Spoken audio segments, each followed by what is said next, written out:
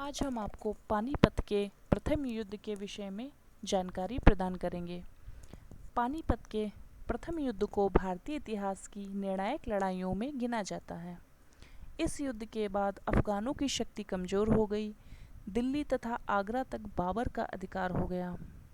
यह युद्ध बाबर एवं लोदी वंश के अंतिम शासक इब्राहिम लोदी के मध्य 21 अप्रैल 1526 को हरियाणा जिले के पानीपत नामक स्थान पर लड़ा गया था।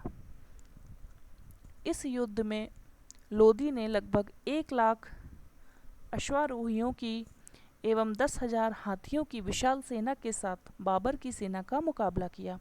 बाबर की सेना में मात्र 12,000 ही सैनिक थे। लोदी सेना के मुकाबले बाबर की सेना अत्यंत ही छोटी थी। फिर भी इस युद्ध में इब्राहिम लोदी की पराजय हुई। इस युद्ध में बाबर ने पहली बार बारूद एवं तोपखाने का प्रयोग किया एवं बाबर ने तुलगमा युद्ध पद्धति का प्रयोग किया था, जो उसकी विजय का कारण बना। अब हम आपको तुलगमा युद्ध पद्धति के बारे में बताएंगे कि इस युद्ध पद्धति की प्रेरणा बाबर ने उज़्बेकों से प्राप्त की थी।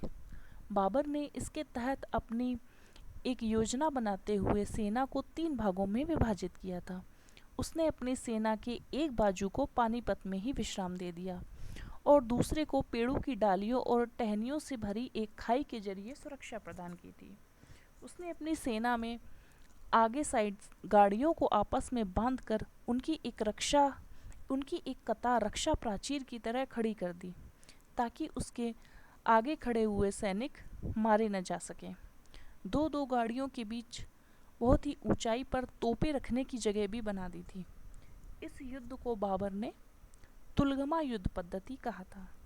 बाबर ने 2 कुशल उस्मानी तोपचियों उस्ताद अली और मुस्तफ़ा की सेवाएं भी प्राप्त की थी। इब्राहिम की विशाल सेना बाबर की सेना का मुकाबला नहीं कर सकी एवं इब्राहिम की सेना को तहस नहस कर दिया गया। इब्राहिम की पराजय हुई एवं वह लड़ते लड़ते वीरगति को प्राप्त हुआ। अब हम आपको पानीपत के युद्ध के परिणामों के विषय में जानकारी प्रदान करेंगे। पानीपत का प्रथम युद्ध भारतीय इतिहास की अत्यंत महत्वपूर्ण घटना है। इससे भारत में लोदी वंश का अंत हुआ एवं मुगल साम्राज्य की स्थापना हुई। इब्राहिम लोदी की मृत्यु हुई और लोदी वंश की समाप्ति हो गई। इब्राहिम लोदी अपने कुछ सैनिकों के साथ मारा गया और दिल्ली एवं आगरा पर बाबर का अधिकार हो गया। अफगान शक्ति शासन सत्ता का अंत हुआ। यह युद्ध दिल्ली के अफगानों के लिए कब्र की तरह साबित हुआ। इब्राहिम अपने हजारों सैनिकों सहित मारा गया और इससे उसके राज्य और उसकी शक्ति सर्वथा के लिए नष्ट हो गई। मुगल राजवंश की स्थापना हुई। पानीपत के प्रथम युद्ध के कारण लोदी राजवंश का अंत हो पाया तथा बाबर 16वीं सदी का साम्राज्य निर्माता बन गया। 27 अप्रैल 1526 को ही उसने दिल्ली में अपने नाम का खुतबा पढ़वाया और उसे हिंदुस्तान का शासक घोषित कर दिया गया। लोदी वंश के स्थान पर मुगल राजवंश की स्थापना हुई। इस वंश ने समय आने पर प्रतिभा संपन्न तथा महान बादशाहों की कतार खड़ी कर दी, जिनकी छत्र छाया में भारत ने असाधारण उन्नति एवं महत्व अर्जित किया। बाबर के दुर्भाग्यपूर्ण जीवन की समाप्ति हुई। बाबर के लिए व्यक्तिगत रूप से भी यह युद्ध विशेष महत्वपूर्ण साबित हुआ। इस युद्ध ने बाबर को एक महान विजेता के रूप में स्थापित किया।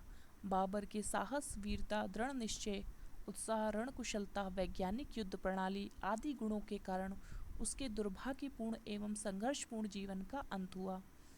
इसके द्वारा बाबर को उत्तरी भारत पर एक बहुमूल्य अधिकार प्राप्त हुआ। इस युद्ध के तत्कालिक लाभ भी बाबर के लिए कुछ कम नहीं थे। बाबर को दिल्ली, आगरा एवं अन्य स्थानों से अपार धन संपदा की प्राप्ति हुई। बाबर को इसी युद्ध में कोहिनूर हीरा भी प्राप्त हुआ था। बाबर को दिल्ली एवं आगरा से अपार धन मिला, जिससे उसकी आर्थिक दशा सुधर गई और इस धन को उसने अन्य युद्धों के लिए प्रयोग किया एवं अपनी सेना में वितरित किया। बाबर के प्रभुत्व और शक्ति में वृद्धि हुई। पानीपत के युद्ध ने बाबर के प्रभुत्व एवं शक्ति में वृद्धि की। उसने पादशाह की उपाधि धारण कर ली, जो उसके वंश के लिए एक गौरव की बात थी। इसके बाद बाबर की सत्ता और शक्ति बढ़ गई थी, जबकि इस युद्ध के पश्चात हिंदुओं में निराशा की भावना का संचार हुआ, क्योंकि हिंदू लोगों का यह विचार था कि तैमूर की भांति लूटपाट करके बाबर भी लौट जाएगा और बाबर के आक्रमण से इब्राहिम लोदी की शक्ति और राज्य का अंत हो जाएगा और भारत से मुस्लिम सत्ता समाप्त हो जाएगी और हिंदुओं को एक बार फिर से अपनी शक्ति और राज्य बढ़ाने का अवसर प्राप्त हो जाएगा। परंतु जब बाबर ने हिंदुस्तान में रहने और अपना राज्य कायम करने का निश्चय किया, तो हिंदुओं में निराशा की भावना का संचार हुआ। भारतीय इतिहास का निर्णायक मोड़। यह युद्ध भारतीय इतिहास में निर्णायक साबित हुआ। भारत में मुगल संस्कृति व सभ्यता के समन्वय से भारत में एक नवीन सभ्यता का सूत्रपात हुआ।